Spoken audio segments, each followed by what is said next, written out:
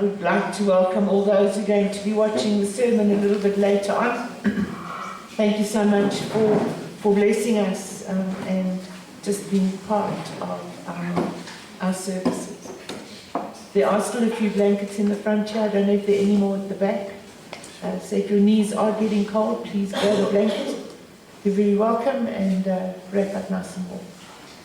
I want you for a moment to just imagine a huge stadium, almost like the stadium in Quebec last night where the Boks played against the Barbarians, a bit of a whitewash, but with all these cheering fans.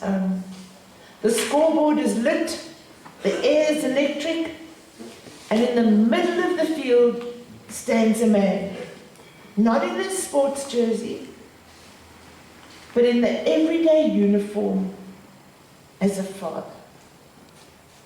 Maybe a work shirt, maybe a worn pair of jeans and muddy shoes, maybe a suit with a tie.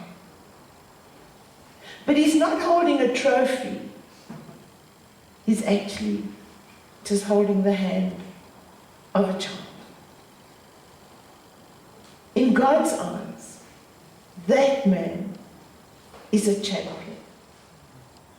Not because he's perfect, but because he shows up, because he fights for his family, and because he runs the race of faith with endurance.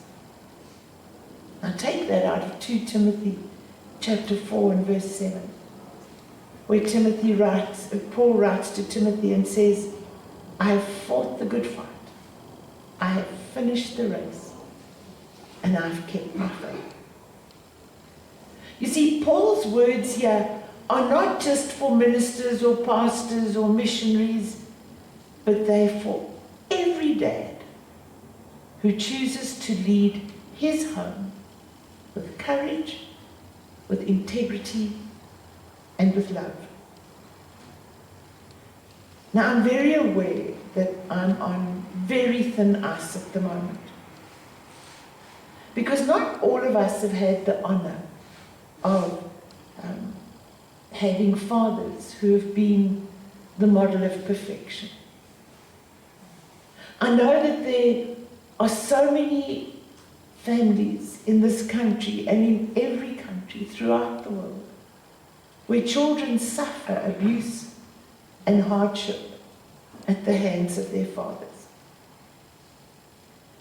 Not all fathers are perfect, and some kids would rather not be even around their dads.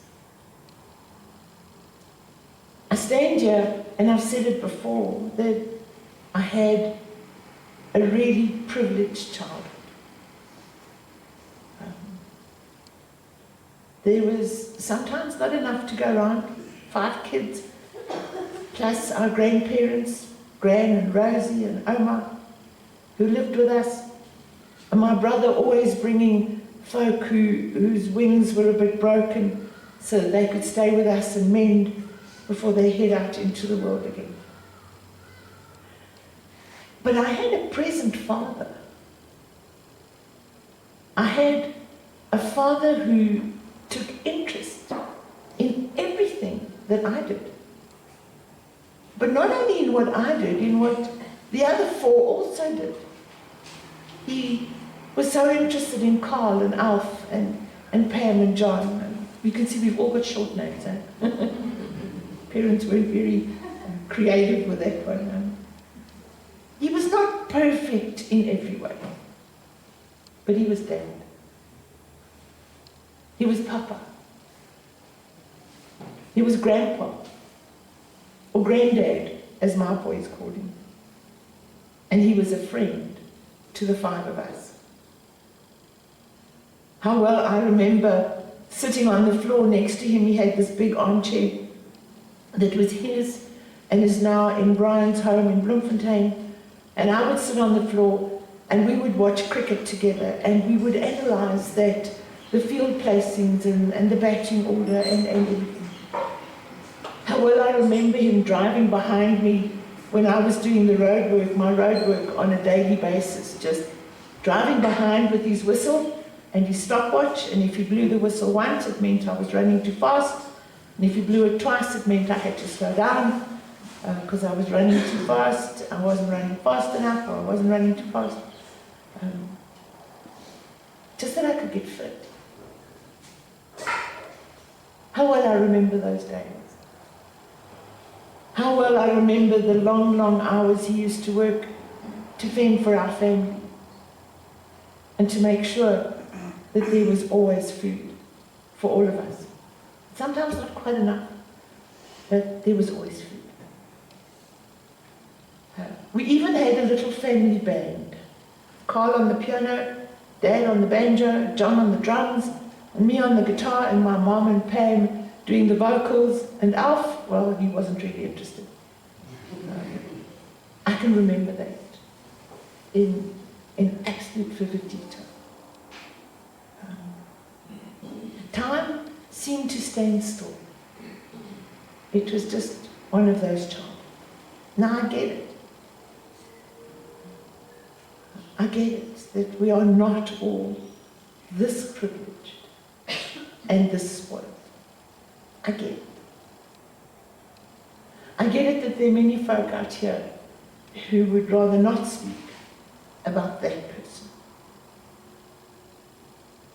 But today I'd like to just try and paint the picture of the man that God wants our dads to be, the champions of our families. And then I thought, well, then I'm going to have to look at what are the characteristics of a champion. Well, the first characteristic is that champions show up. They choose consistency over perfection. A champion dad isn't one that has to be flawless. He just has to be present. Just present. When our youngest son turned 21, he didn't want a 21st birthday party. He wanted a sushi evening, just with us as his family. The day I told the biggest lie to my mother, I've repented of that. She said to me, "My girl, I'm not eating raw fish, am I?" I said, "Never." I lied. We need a dad who's going to be at the dinner table, not on his phone or behind his computer and laptop. We need a dad who's going to be at the dinner table, at the games that our children play, doing the homework, helping with the chores, working with the precious children that God has given us, helping them by example, not just our words. On the other hand, I know that the lives that we live are so crammed full. There are so many expectations. There's so many times when we work late. There's so many times when we don't make it home for dinner. There's so many times. But God calls us to be consistent. Where would I find the biblical example of this? Well, I would have to look no further than Joseph, Jesus' father. He didn't have all the answers, but he was there. He protected and he guided and he provided for Mary and Jesus and all the other children.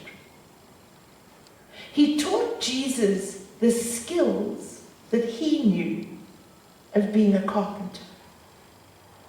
He taught Jesus the value of hard work, of good work, not shoddy work, but doing the best that we can all the time. You know what? Our presence at the dinner table, at school events, and the moments that we take to pray with our children speak louder than any sermon could ever do. Being a church with your children and not just dropping them off is something we all need to do. And in fact, It's not a case of do as I say. It should be a case of do as I do. The second characteristic of a champion is that a champion leads with love. And I find this in Ephesians chapter 6, verse 4, where Paul writes to the people of Ephesus and says, fathers, do not provoke your children to anger. Bring them up in the training and in the instruction of the Lord. You know what? It's so much easier sometimes to just punish and correct, to discipline and to be harsh. But is this really the way of love? Is this the way that God would have us do it? I think there needs to come a time when we need to teach the children the way of the Lord. And the only way we can do that is to teach them the Word. To read the Word to them. To pray with them. To discuss this Word. Leadership in the home, and remember that our dads are called to be the priests in our home. They are called to take the lead in our home. But leadership is not about control. It's rather about being the servant leader. We should rather do than expect someone else to do. We should do it. We were 5 kids and we were all at school just about at the same time. And so every evening there were 6 pairs of shoes lined up in the laundry. And because there were 5 of us, we each had a turn to clean the shoes. With my dad teaching us how to do it. Do you remember the spit and polish thing? Well, none of us ever went to school with dirty shoes because we all cleaned, and my dad cleaned with them. Every night. That was the job we did before supper. Most incredible, and we were also proud of it. And you know what, you would try and keep your shoes clean during the day. It didn't always work, not to the guys. They played soccer and kicked all the scuff out of the shoes. It is easier to hand out instructions.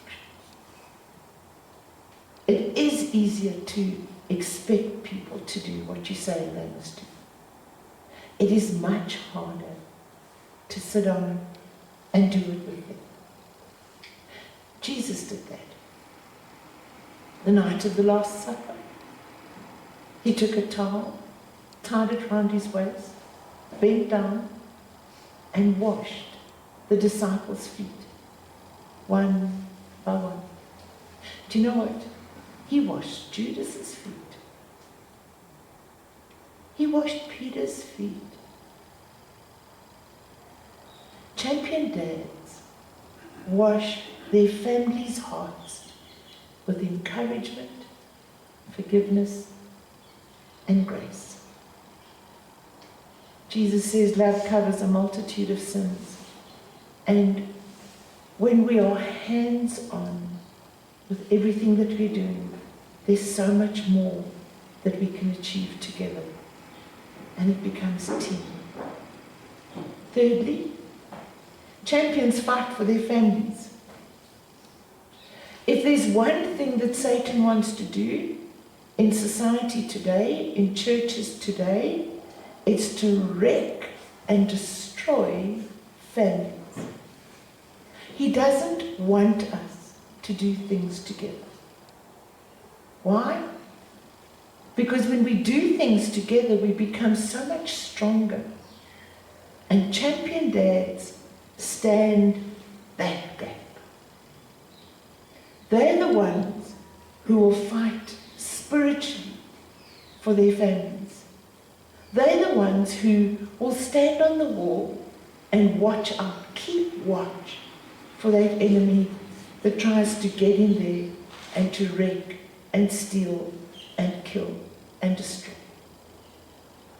Champion dads are the ones who encourage their families, who teach them to pray, not only with them, but for them. Champion dads don't leave us to our own devices. In fact, they teach us a different way. In Nehemiah 4 verse 14, Nehemiah writes and says, "Fight for your families, your sons and your daughters, your wives and your homes." And I'm giving you scriptures today and not just concentrating on one, because this book gives me so much. Gives me so much encouragement. And this fight that our champion dads fight are not with fists, but rather with prayer, with wisdom, and with a godly example. And the fourth characteristic of a champion is the champions pass the baton. A true champion thinks way beyond their own lifetime. How well I remember my dad taking our three boys to the garage every time we visited there. It was standard procedure. And there he would teach them to clean and to pack the tools that were in the garage. He had an oilcloth, and every tool that was in that garage was wiped down weekly and put in its place. Every tool had its own designated place. It was an incredible place to be, and you didn't dare corrupt it or no. Everything was always clean and neat there. There was never a screw or a nail that wasn't in the particular bottle that it was designated to be. It was meticulous to the end. And still today, as things happen, I can still hear my boys say, "I wonder what Grandpa would say about that."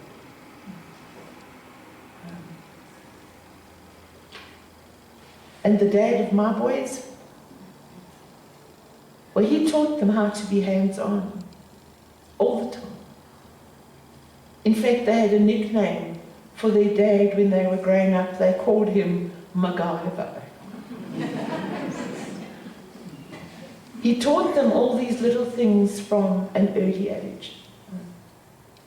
He taught them the lesson of being in the garage with them, making mistakes, but him being there to help them fix it up. And it's a legacy that still lives with our sons today. 3 men who are now able to do, to repair, to help, to encourage, and to be with their children. Legacies they've learned from their father. They're not picked up, hey? They learned. They're not picked up. They're handed down. We laugh at them now. Brian sent me a photograph this week. Brian has a Great Dane, and Bonnie is huge. And my dad's chair that I told you about is in Brian's house. And Bonnie decided that it was cold in Bloemfontein, so Bonnie went and lay on the chair. Brian took a photograph and said, "I wonder what Grandpa would say." He would have chased the dog off. We sometimes make fun of the way the older generation does things. But you know what? At the end of the day, we all need that kind of knowledge. We all need to be able to tap into it. And this is what a champion dad does. He passes the baton. You know, a relay race cannot be won until the baton crosses the line in the hand of a runner. It has to be passed on from one runner to the next around that track. If the baton falls, well, then we've got to start again. Sometimes a foul is committed and the team is disqualified, but rather than just giving up, what does that team do? They pitch up for the next race. And they try again to get that baton around that track as fast as they possibly can. Champion dads are the ones who show their families how to pass that baton. They're the ones who captain the team, who make sure that that baton crosses the line, leaving something for the next generation to follow and to copy. And I find that in Psalm 78, verse 4. We will tell the next generation the praiseworthy deeds of the Lord. You see, your legacy is not what you leave to your children, but rather what you leave in them. Those habits, those little things. What are the things that your family will say about you when you're no longer on this earth? I did a funeral yesterday. And you know that when we do funerals, we always have a eulogy time, and most times we have slideshows and slideshow presentations. But you know what this family did yesterday? They combined the two. They had the eulogies recorded, and as the slideshow was playing, so these eulogies were playing as well, instead of music. It was the most touching thing I think I've seen for a long time. How will our lives, and more expressly today the lives of the men in this church, impact the lives of the children that are left behind? Would they continually think of how you did things? Would they continually try to emulate, to copy what you did? Or would they rather say, no, I'll do it my way?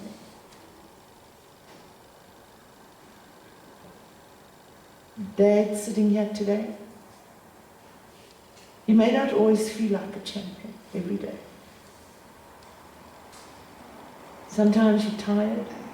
Sometimes you feel like you are unnoticed in the little things you say and do. Sometimes you might even think that you're not qualified to do this and to leave a legacy. But remember, God doesn't call the perfect. He perfects the called. And as we grow through life, walking with Him, putting our hand in His hand, in the middle of that stadium, He will teach us. And so I challenge all men here today, show up. Show up even when it's hard. Show up even when you're tired. Show up even when you're irritated. Show up. Just be there. Sometimes just sitting quietly in the same room as your children is the most important thing you could ever do. Secondly, lead with love. Even when it's not returned immediately. Love again. Don't give up. Just love again. Fight for your families. Not standing up with a weapon in your hand, but on your knees with a Bible in your hand. That is the best weapon any of us could ever have. And then, pass the baton. Run this race and pass the baton. Found a story which goes, I was watching some little kids play soccer. These kids were only 5 or 6 years old, but they were playing a real game, hey? A serious game. 2 teams, complete with coaches and uniforms and parents. I didn't know any of them, so I was able to enjoy the game without the distraction of being anxious or worrying about winning or losing. I wish the parents and the coaches could have done the same. The 2 teams were pretty evenly matched. I'll just call them Team 1 and Team 2. Nobody scored in the first period. The kids were hilarious. They were clumsy and terribly inefficient.